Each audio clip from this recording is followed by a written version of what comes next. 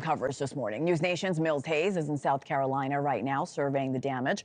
And reporter Kelly Getz with News Nation affiliate WJHL, who is live in Tennessee. Ladies, good morning. Thank you for getting up and getting us these updates. Mills, I do want to start with you. You've been traveling through the region. What damage are you seeing where you are in upstate South Carolina?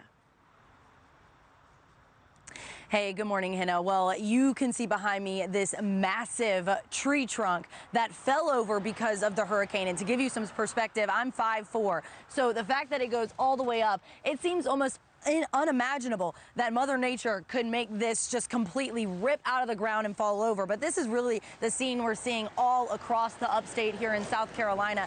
These huge trees just falling down all over the place. And what makes that worse is when they fall on power lines. That's something we've also seen pretty much all throughout the day here in Anderson County specifically.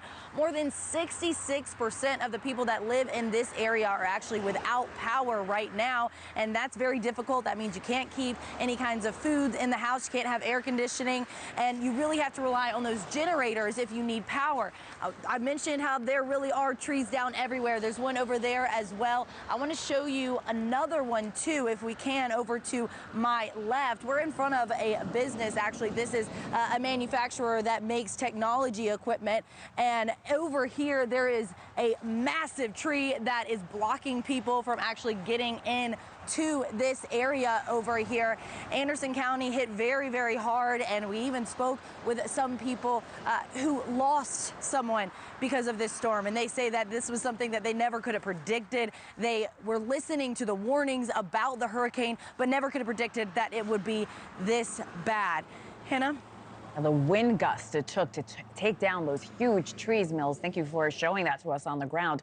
Kelly, I want to move on to you. You are in Tennessee, another area that has been hit very hard by Helene. We mentioned dozens are still missing. What updates are you hearing on recovery? And of course, we were talking about the dangers of the dam flowing in Tennessee.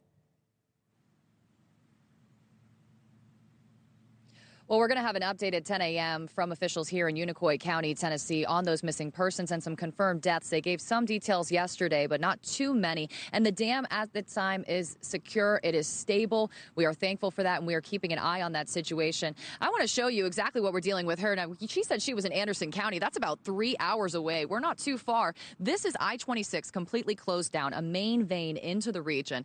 That's the exit 40 sign. You could see all the way down there.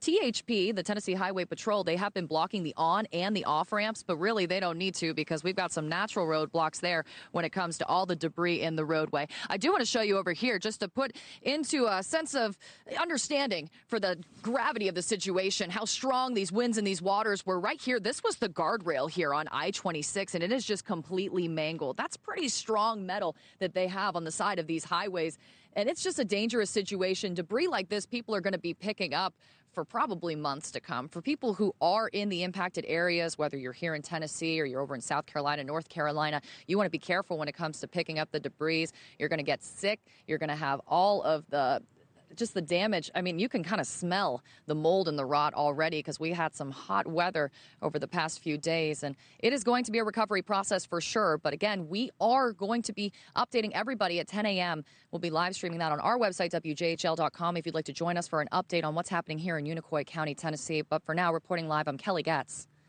Yeah, certainly a long road to recovery. Mills Hayes, Kelly Getz, thank you so much, ladies. Thanks for watching. Go to joinnn.com to find News Nation on your television provider. And don't forget to click the red subscribe button below to get more of News Nation's fact-driven, unbiased coverage.